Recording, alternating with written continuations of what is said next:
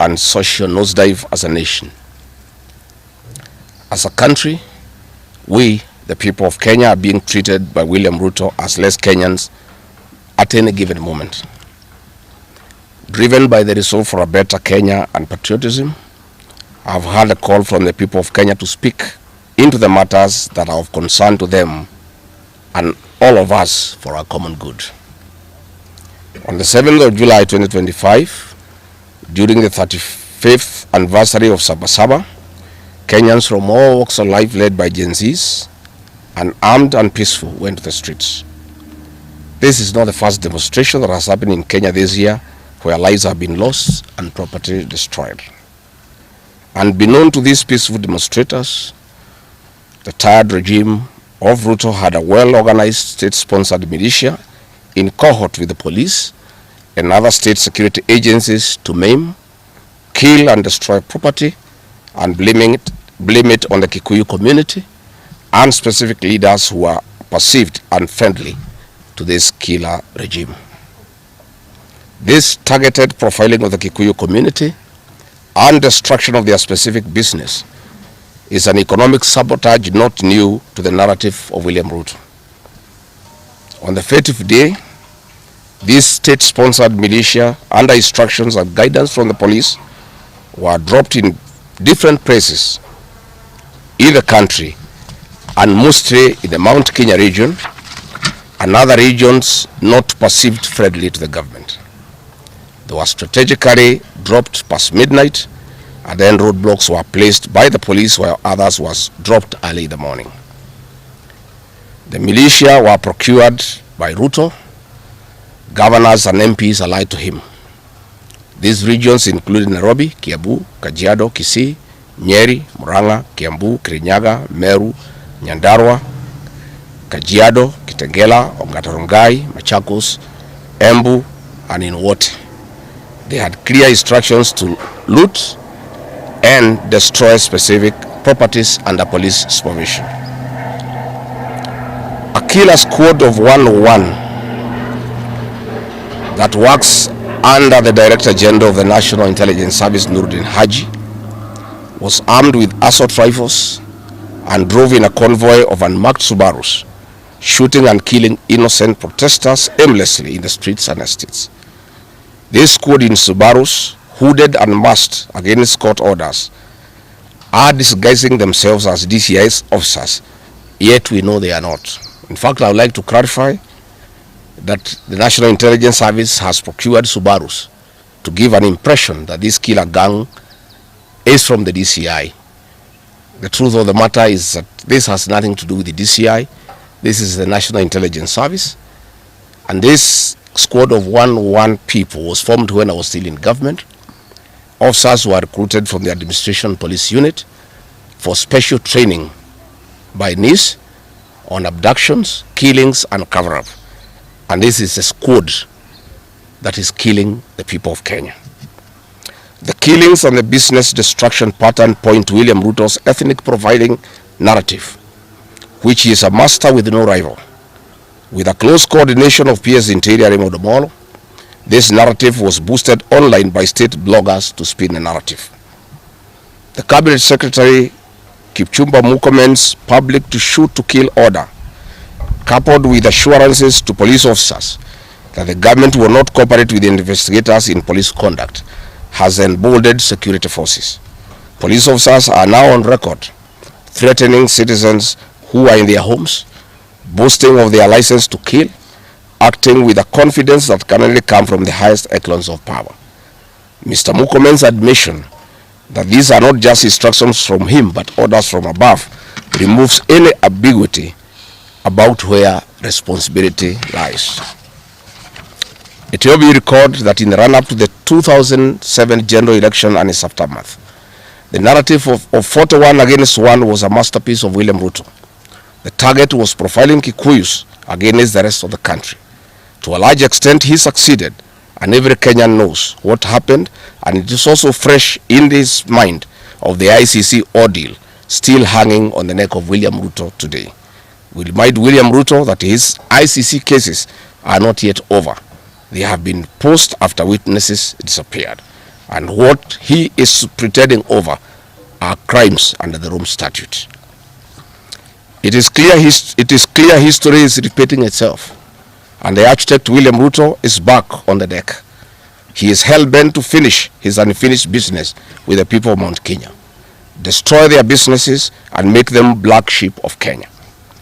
Despite this horrible experience, the people of Mount Kenya voted William Ruto to a man in 2022 general elections against the advice of President Uhuru Kenyatta, whom Mr. Ruto had branded as a drunkard and a useless leader. Today, the people of Kenya, and especially the Mount Kenya region, feel sorry that they did not heed to the advice of Uhuru Kenyatta. These state-sponsored militia were key in touching of various parts of the country with ease of police assistance to prefer terrorism charges on specific people from the Mount Kenya region. So far, about 50 young people are in courts in trumped-up charges of terrorism in scenarios of state-managed crimes by the state. Again, this is a clear onslaught on the Kikuyu nation. A case in point, when a police station in Mawego in Homa Bay County was torched, the suspects for that particular crime have been charged with arson. But when a police station is alleged to have been torched in Kiambu, suspects from the Kikuyu nation are charged with terrorism charges. This is serious ethnic profiling. Last night in Juja and Kirinyaga, these state-sponsored militia invaded various businesses. Luckily in Kirinyaga, after Wananchi went to Sagada police station and they refused to act, saying they had orders from above not to interfere, the people organized themselves and repulsed the militia. Mr. Ruto's ethnic profiling has led to the destruction of the foreign properties belonging to the people of Mount Kenya. Maguna supermarkets in Meru, Kahawa West and Muranga. Nice supermarkets, hotel and petrol station, and nice city in Mwea in Kirinyaga. County supermarkets in Kabati and Kirinyaga. Power Star supermarkets, Quick Mart supermarkets in Eastern Bypass, Shell and Totomin markets in Roiro, Chill Post Hotel in Gong, Boju Shop in Keserian, Homegrown Supermarket among others, and the Family Bank in Kahawa and Roiro. Notably, in Meru, these state-sponsored militia tried to attack Meru Dairy Processing Plant and were repulsed by workers. In Nyeri, they further tried to attack Wakulima Dairy in Mukurweini, and the attack failed. We urge our businesses to heighten security surveillance on their business premises and production lines, especially the KTDA, coffee factories, milk processing factories, among others. We take note that in Meru, on Sunday the 6th of July, at an event attended by CS Kipchumba Murkomen, the MP for Bori, Mugambire Dikire, indicated that a supermarket would be attacked the following day. As sure as December 25 is Christmas, and true to his word, Maguna supermarket was touched by the state-sponsored militia, which the MP was private to. Why hasn't Mugambire Dikire been arrested? How did he know that a supermarket would be attacked? This is selective justice. The evidence that these militias are state-sponsored is plain for all to see. Videos circulating widely show police officers not merely failing to intervene, but actively transporting armed groups who proceed to unleash destruction with apparent impunity. Uniformed officers have been seen standing guard as these groups rampage. They are in action and a stark contrast to strong statements being made by government. In Nyeri, journalists were attacked by these militias in the presence of the police. It is well documented. This is a clear indicator that Ruto is working with governors and MPs allied to him to destroy businesses owned by the Kikuyu, the Meru and the Embu, and blame it on people who don't support his administration. This is a tactic that was used by the colonialists with collaborators who searched earth policy and touched buildings and businesses and blamed it on the Mau Mau. This divide and rule tactic will not work, Mr. Ruto. We know that in Meru, they want to use this mayhem to blame Mithika Linturi. In Embu, they have already blamed Mkonji Gitonga. In Kitengela and Gong, they want to target Senator Seki and MP Onesmus Ngogoyo. In Nyeri, they are trying to haunt Honorable Kagusha. And in Kirinyaga, they are targeting Senator Murango. We want to remind President Ruto that it is not the Kikuyus who want him out of office. It is the entire people of Kenya. Kenyans are suffering equally across the country.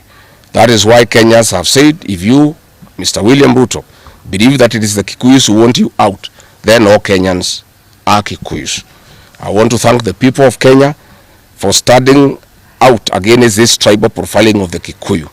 The people of Kenya yesterday did wonderful by saying that the Kikuyus should not be profiled.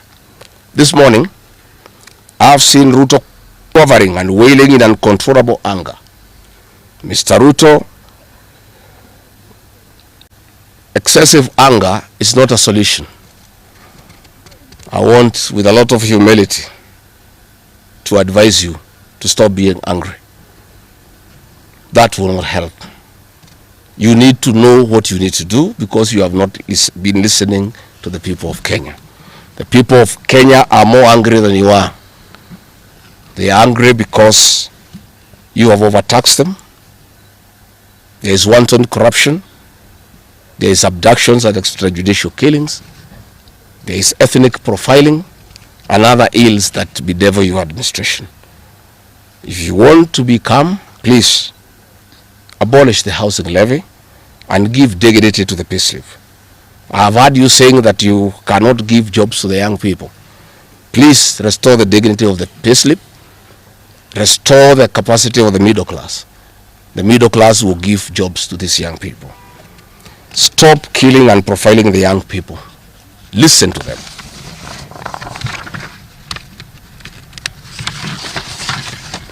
Stop abductions and extrajudicial killings. Abolish, disband the killer squad of 101 officers at Nurdin Haji. Give hustlers the jobs that you promised them. Mr. William Ruto, you are the one who promised. You cannot cry today that you have no solution, saying that other presidents have not been able to do it. You are the one who promised these young people. Stop police brutality. Stop abductions and illegal detentions.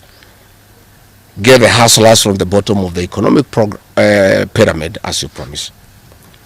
Yes, Mr. President, we agree there were other presidents before you, as you have rightly stated, and true, they never went through what you are experiencing today. May it please you to know that the reason why Kenyans rarely had problems with them, Mwai Kibaki and Uhuru Kenyatta were guided by the Constitution and the rule of law. They did not capture our constitutional institutions to work for them, instead of working for Kenyans. They never killed children. They never attempted to build churches in State House. They never organized militias to destroy people's property and kill them. That is why you have a problem. And we also want to remind you that Mwai Kibaki had a difficult time from you, William Ruto. Videos are everywhere. You cannot say that Mwai Kibaki did not face resistance. It's on record that you gave hell to President Kenyatta for 5 years. So it is hypocritical for you to allege that Mwai Kibaki and Uhuru Kenyatta had a very easy time. Most of the problems Mwai Kibaki and Uhuru Kenyatta had came from yourself, and it's on record. We want to advise you that the one-term movement is not getting you out of power outside the Constitution.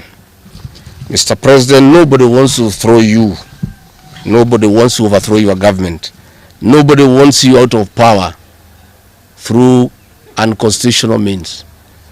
Mr. President, I and the people we work with are on record. We want to remove you from State House through the ballot in 2027. This narrative you are creating that there is an attempt to overthrow your government is for you to have the opportunity to use the Terrorism Act to profile communities and to persecute leaders who are opposed to your administration.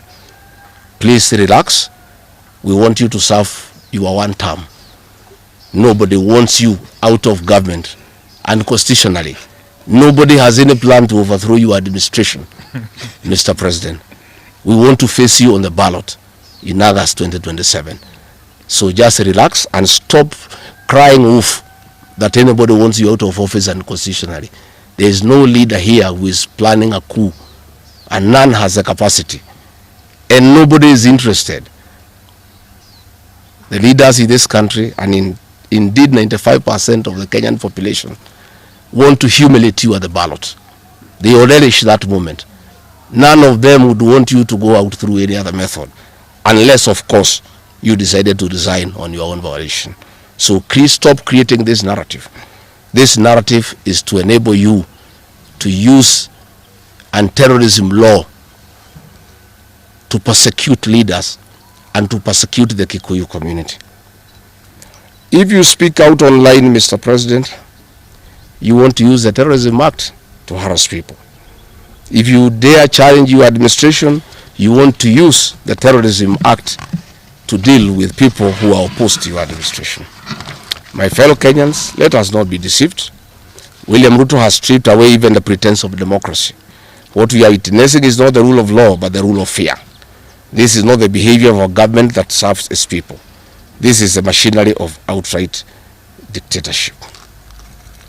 Finally, I want to announce to the people of Kenya that tonight I will be traveling to the United States of America to talk to the Kenyans in diaspora and the international community about the state of the nation. I would have wanted to stay in the country at this very difficult time when our people are under siege, but I have engagements that I'm not able to postpone. I have been threatened by people close to William Ruto, who called some of my people today, and they will want to stop me from leaving the country. I have no problem. If you want to come and arrest me at the airport, as you are threatening us, you can go ahead. I don't have a problem. You cannot sell fear to us. You know, even if you sold us fear, we cannot buy. You know, and therefore, as I'm out of the country, unless I'm stopped from going, and if I'm stopped from going, I'm still okay. I'll be here because this is my country.